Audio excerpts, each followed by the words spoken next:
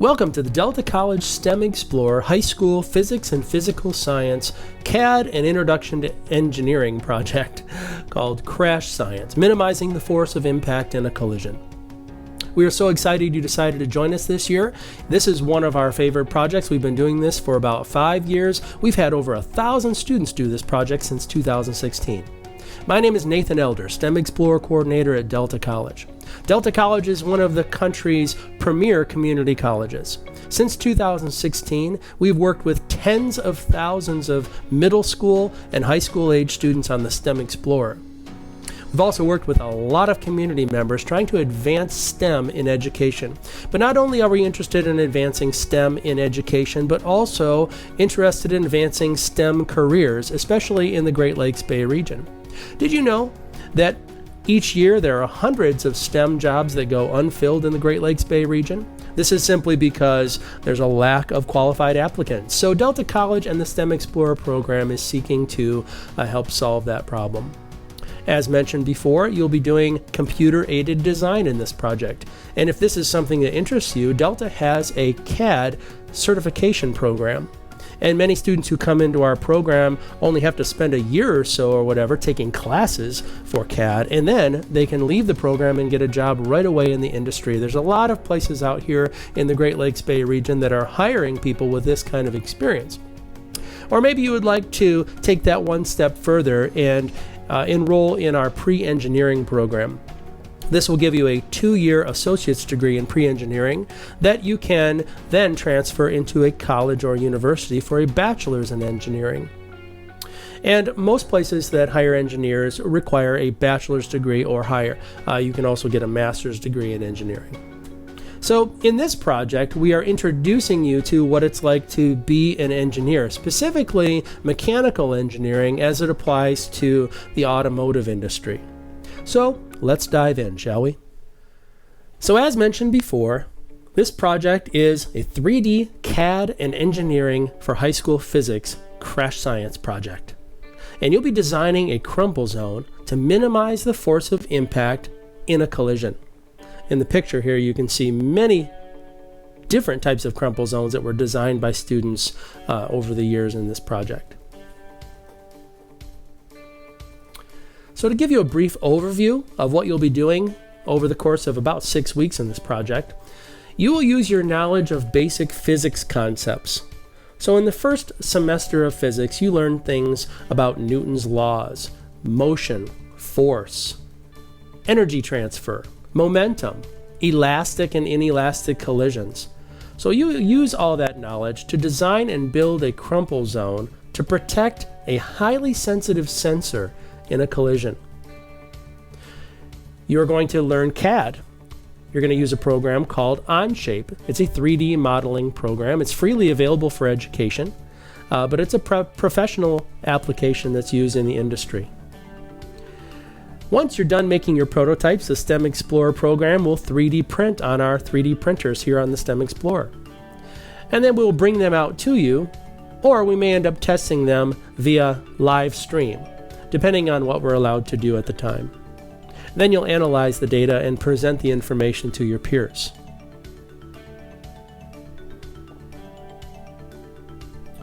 This is a standards-based project. It covers 3 high school physical science standards and 1 high school engineering standard, as well as many standards that are national technology standards. And if you're interested in those, there's too many to actually list, you can go to www.isti.org.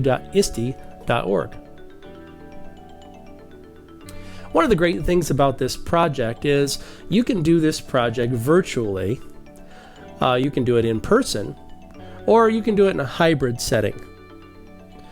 Back in March, when the coronavirus hit, the STEM Explorer program had to revise how we normally do our programs because we normally do them all in person. We knew there was a possibility that there would need to be some online programs or some hybrid programs. So this program can be done, or this project can be done any way your teacher decides or your school decides to do it. And you can accomplish all the same things whether you are at home or you're at school or you're working part-time at home in school. Notice, the support from the STEM Explorer staff is available in all 3 scenarios. We can either come out to your school weekly to help you with the prototypes, or we can come out periodically, or we can provide all of our support online. Notice in all situations, the students are going to learn CAD. You'll learn all the physics concepts in each situation. You'll even get to test your prototypes. The testing will be, of course, done in different ways. If we are available to come out to your school, we'll test the prototypes live with you on site. But we're also flexible for many different testing options, even available to do it online via live stream. And no matter how we do this project, we're sitting in a classroom with your peers, or you're working at home communicating with them through Zoom or Google Meetings, you will be collaborating and having a lot of fun in the project, because students have always enjoyed this project and it has promoted a lot of student engagement. The main project sequence goes as follows. You will complete the first few units in your basic physics curriculum, learning about motion, force, and energy. And we're assuming that you've done that already if you're listening to this video, because this is the STEM Explorer introducing the project to you. Then you'll work on prototypes with support from the STEM Explorer staff here at Delta College. And then you'll, of course, test your prototypes after they're 3D printed and analyze the data. Generally, this project takes around 6 weeks, but we're very flexible to increase or decrease the amount of time for students to complete it. So here are some key events in the timeline. Right now, we're at the project introduction. But week 1 will also include students doing Onshape tutorials. My assistant Peter has put together 10 Onshape tutorials. Again, Onshape is the CAD program that you'll be using to design your prototypes.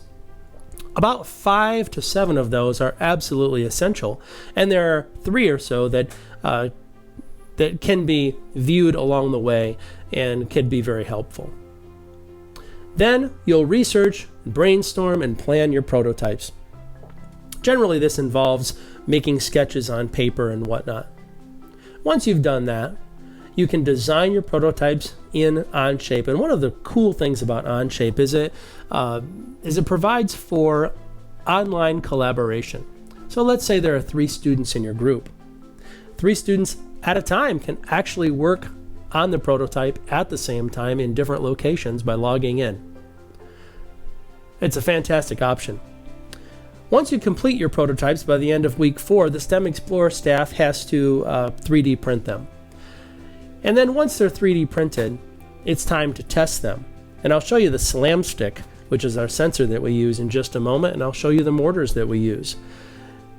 So prototype testing is one of the last things that's done, and then you analyze the data afterwards.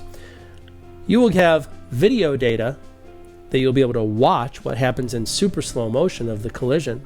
But you'll also have statistical data that will be presented to you in the form of a graph.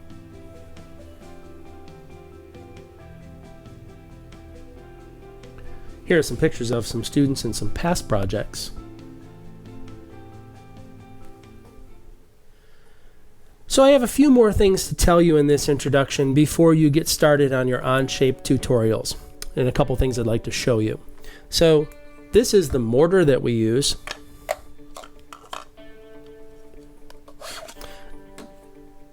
And this is what gets dropped down a tube from a height of about 8 feet. The crumple zone that you create fits on the bottom of this mortar.